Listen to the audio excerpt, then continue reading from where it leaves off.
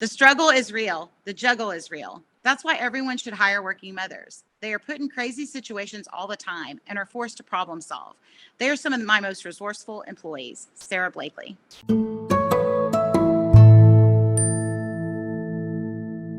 Hey guys, welcome to this week's episode. I am in sunny Florida. It hasn't been super warm. It's been really chilly for Florida. I think the cold's been following me across the country since I left Lake Tahoe. I went all the way over to Atlanta and it snowed in Atlanta, and that doesn't happen often. And so I headed on down south to Florida and have been seeking sunshine since. But I'm super excited this week to introduce you to our guest. Today's guest is Jessica Gershman. Jessica is host of Mom Slow Down and founder of the health and wellness app, The Zen Mommy. Welcome, Jessica. I would love to hear from you about your app and finding inspiration through the challenges of everyday life. Absolutely. Thanks, Monica. I'm so happy to be here. I cannot say I'm envious enough that you're in the sunshine. It's about 20 degrees where I am in Indiana. So I wish I was get to traveling to find that sun. But I loved your quote at the beginning. I think that all working mothers can put like a post-COVID resume attachment of everything that we've done, from being janitors and the school nurses to the cafeteria to the teachers. And, we are resourceful. I mean, women are resourceful, mothers resourceful. And then we got pressed to the limit, over the last handful of months, almost 2 years. I think I just calculated it out that we've been going through this craziness, and our whole family was just on quarantine. So, that puts a whole another little spin on trying to scramble and juggle your life. I'm with you. I was excited to leave the cold. And when I got to Florida, literally it was in the 30s. And I was like, I talked to someone in an elevator and they were like, this is not normal. And I was like, I hope not. And they said, you brought this cold down here. I was like, no.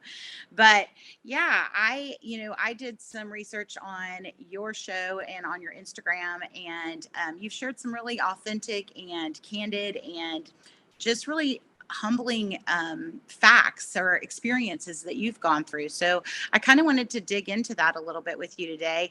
And also want to learn more about your app as well. So would love to hear about both of those. Yeah. So I've been asked kind of, how did you get to this place, or, what inspired you? And really the answer is just a lot of suffering. I think that when you can come on the backside of suffering, when you've gone through things and only life experiences can give you that level of education, and maybe you've found a way to find joy or to recover or overcome something that may have been challenging, you want to shout it from the rooftop, right? You want to share that information with everyone that you know. And I've been really open about, my struggles, whether it's overcoming, eating disorders or being a recovering perfectionist, or being struggles in my marriage and being a step parent and motherhood is this kind of like glorified, secret suffering that we're all supposed to pretend that it's like so great and wonderful. And yet it's really, really, really hard, and it's challenging us all the time. And we're just not equipped with tools to really come back to ourselves, to kind of rediscover ourselves, which gets lost. I've had the idea, when you have a baby shower, all the gifts are for the baby. There's nothing right then in that moment, society tells you, you no longer matter.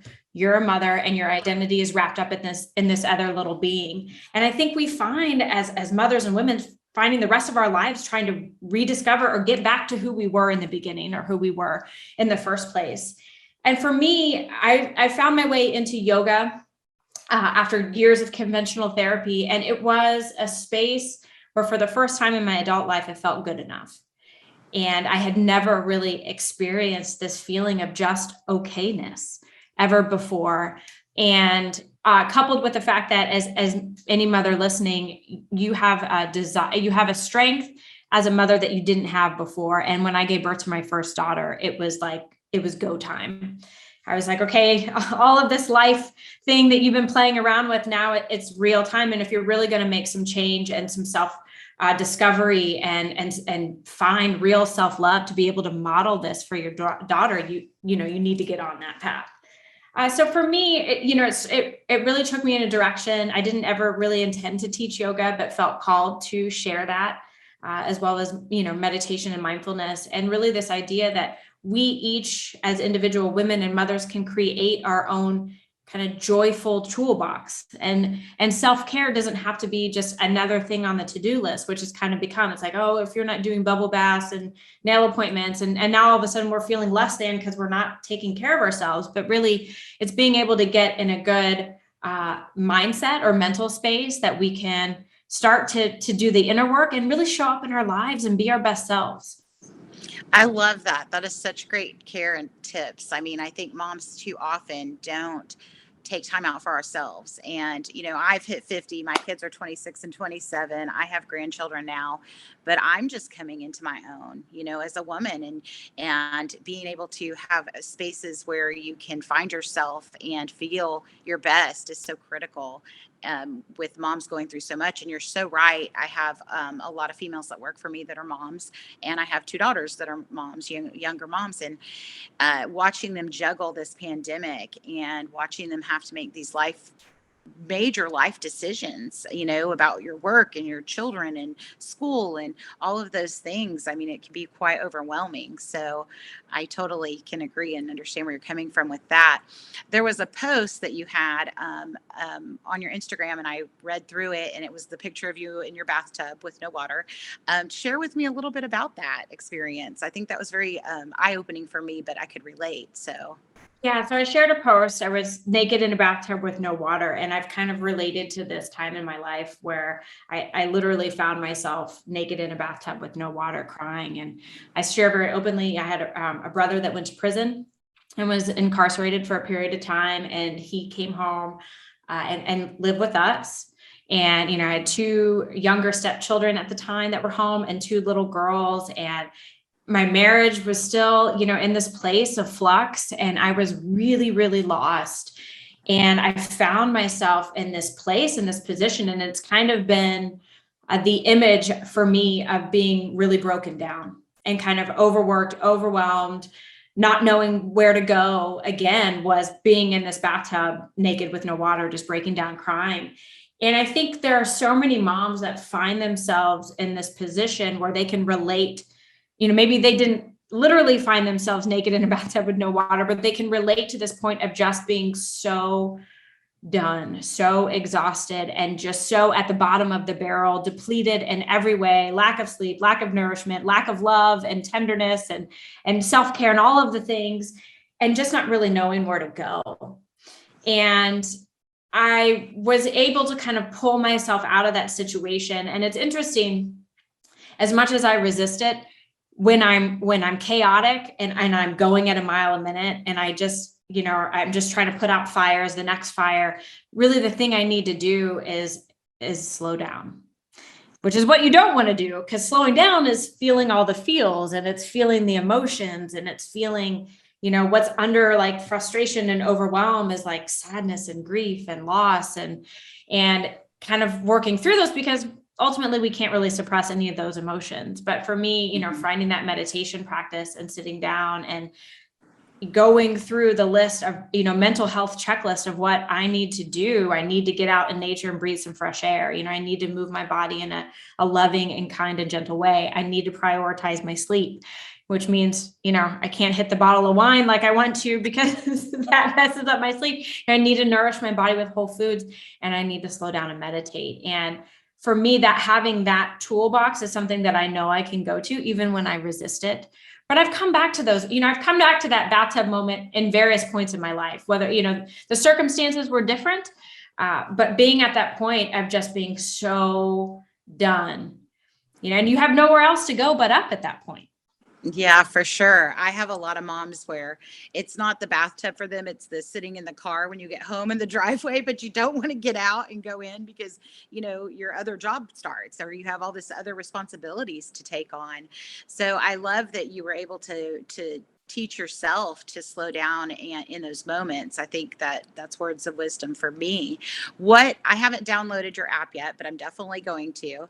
I have been wanting to move to yoga myself, just for stretch purposes and well-being and health and wellness and meditation. What exactly does your app do? Can you tell me a little bit more about it?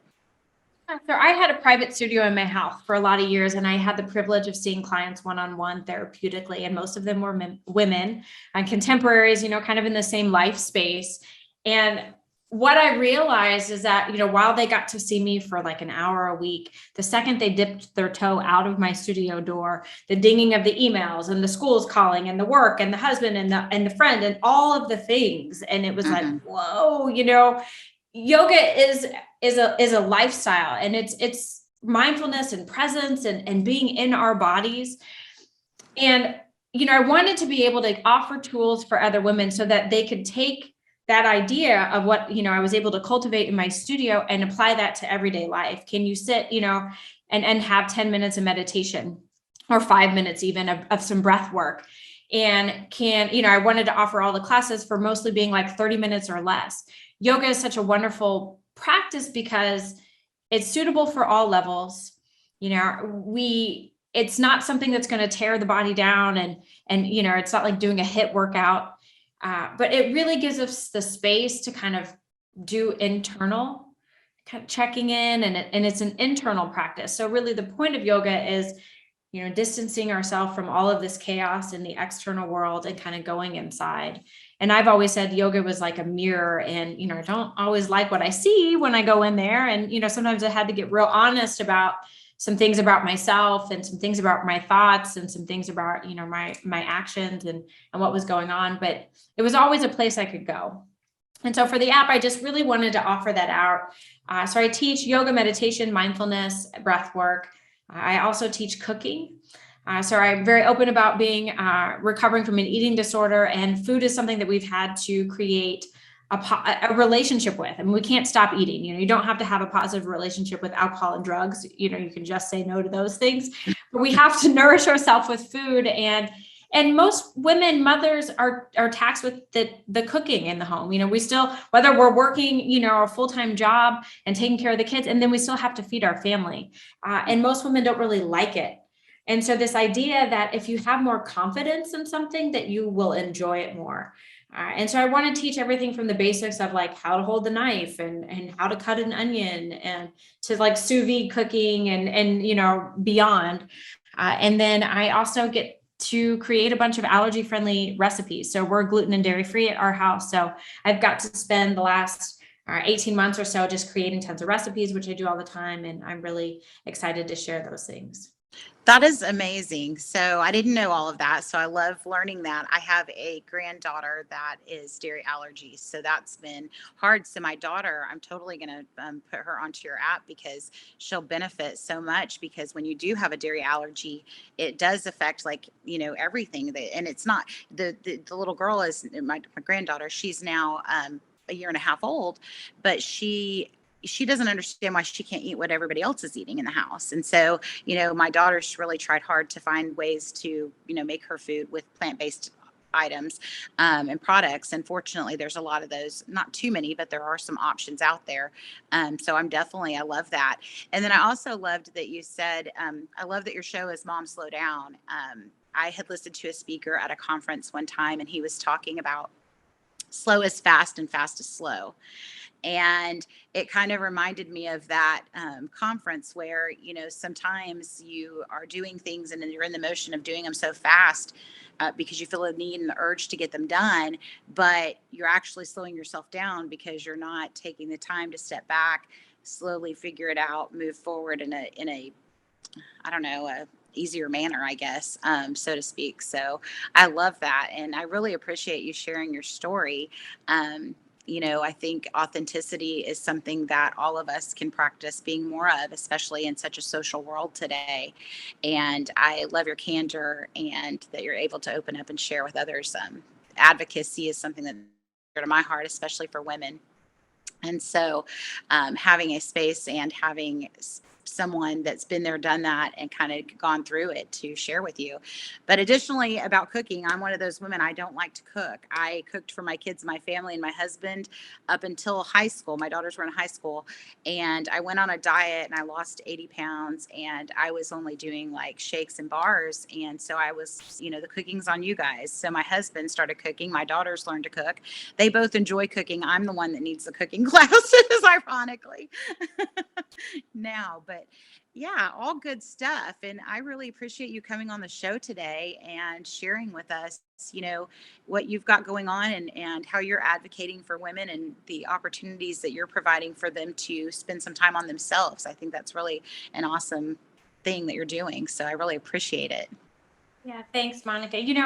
Life is stressful, and I think we're trying to get away as women from this very comparative society and mom shaming and guilt and isolation to this idea that we're really a community. And if we're all more open and honest about what's really going on, that Instagram picture is that, a half a second snapshot of like perfection. And that's what we post because we don't stop and take a picture usually when I'm, screaming at my husband and cussing at my kids and my house is a disaster. And that's real life, right? Yes. But I think the more that we're able to be open and vulnerable and honest with one another, it gives space for someone else to have whatever experience they're having. And maybe they're feeling that, a similar way, or they have felt that way, or, they were struggling with self-esteem and isolation and loneliness. And they're like, okay, wait, and it reminds us that we're all having a human experience and that it's okay. We're really okay at the end of the day. And I love giving the tools that have meant so much in my own life because there's something that are accessible to most all people. I mean, everyone can breathe. We're alive. We're humans. We're breathing. That's our prana, our energy. And just that simple act of breathing, and even just a few minutes, can take us from a point of being fight or flight and super, aggravated and at this place of high stress to being into our body and a little more grounded and being able to access executive functioning. And like you said, take a step back and really assess what's going on, what's real, what's not real, what do I really need to do, and be our best selves, show up in the best way we can. I love that. That's so important because when you can either react, and I think a lot of moms, or even, I'm a mom of grown children, but I've got grandchildren and there's still, things that are going on in their lives that they need me for. But trying to balance work and that and just rush through, and then everything's on fire sometimes it feels like, and you're just like, what's the highest flame? How do I put that out? So I love that you are able to share tools and create a space for women to be able to have that time and have someone talk with them that can say, I've been there, done that. You're not alone. And I think that's why there is a lot of mom shaming, but a lot of women don't open up because, and be authentic because they're afraid or fearful of what others think. And that's the beauty of getting older on my end is, at 50, you don't care what other people think anymore. I am who I am. I show up every day. I want to be the best me I could be. And some days that's great. Some days that's not so great. So totally relatable. For Question sure. for you though, I'm interested, has it been different to see, how you raised your girls and to see them now as mothers in the different landscape with social media and with, all of the technology and stuff? How has that worked? Has it been interesting kind of for you to see that at a bird's eye perspective? It has. It really has. And thank you for asking. I think that, well, I've always said to my daughters, and in growing up or raising kids, I've said to every parent that I've known is, kids don't come with an instruction manual. You don't get an instruction manual when you're raising children. So you do the best you can. And the unfortunate bit about parenting is that you don't know the outcome of your parenting till your kids are grown. And so you're like, aha, now I can see this is what that did and this is what that didn't do. But it's been interesting to see the girls mimic or mirror our parenting. And, my husband and I didn't have, the best role models growing up in regards to marriage and familial life. And so we did the best we could. And I think we're both have had it. We've had a lot of conversations about it actually. And we're proud. We're proud of our daughters and how they've turned out. We're proud of their relationships that they hold, their ability to communicate with their spouse and how they saw us communicate, even though we didn't have really good role models to model after. So that's been really insightful. And then in regards to social media with my oldest daughter, she's really struggled with infertility. So she's actually fostered and adopted a sibling group of little boys. And then we have a little girl we're in the process of adopting now, the 1.5-year-old. And my youngest daughter we just had our first bio grandchild in October. There's no difference for us how we get them. We love them all. And then she also has a stepson or a bonus son from her marriage. And so, from a social media stance, it's been different for us than probably everyone else because we can't share when we're in the foster system and stuff. And it's been interesting to be the mom of two daughters that are a year and 8 days apart, both on mom journeys. And I've been more reserved at sharing, even with Ashley's, though I could, my youngest, because I haven't been able to share with Brittany's, my oldest, because of the foster system until those things are done. So soon to come, my feeds will be blown up of grandchildren. But yeah, I mean, seeing them navigate the waters and watching the things that they took, the nuggets that they held on to and carried forth in their raising of their children and growing their families, has been really remarkable.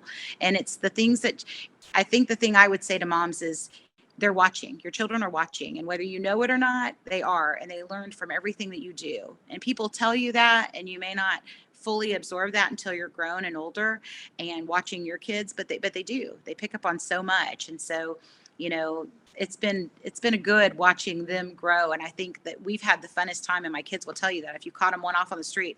My parents love being grandparents, and we do. I mean, we have got 5 grandchildren. 5 is my favorite number. I think that's what we're going to end up with. And it's been really such a joyous thing to watch them, you know, go through the ebbs and flows of being a parent, you know, and of trying to navigate this pandemic. To your point earlier, the past 2 or 3 years has been insane. And so, you know, my heart pours out to all the moms out there pulling double and triple duty, or however many duties they're pulling, because, you know, they're faced with a lot. It's a lot. And so creating spaces like you've created it's really phenomenal. So I'm definitely going to be sharing all of your stuff for sure. Oh, thank you. I love that share. I love being able to look back and see all of that. And any moms out there listening, I really do think on their resumes that we can put, you know, COVID, juggling, or whatever. Survivor, truly, you know, resourcefulness. You know, they added some skills to the column for sure. Absolutely. Well, look, thank you so much for joining us. I really appreciate you having you on the show, Jessica. And listeners, if you want to hear more, feel free to leave us some comments. We would love to get back to you. And I hope everybody has a great week. And I hope you find some warmth and sunshine soon, Jessica. Yeah, I appreciate it. And you guys, if you have anything you need to reach out to me, I'm on Instagram at the_zen_mommy, and send me a message. Thanks, Monica. Give her a follow. It's good stuff, guys. Hey guys, if you like this episode, please hit like and subscribe.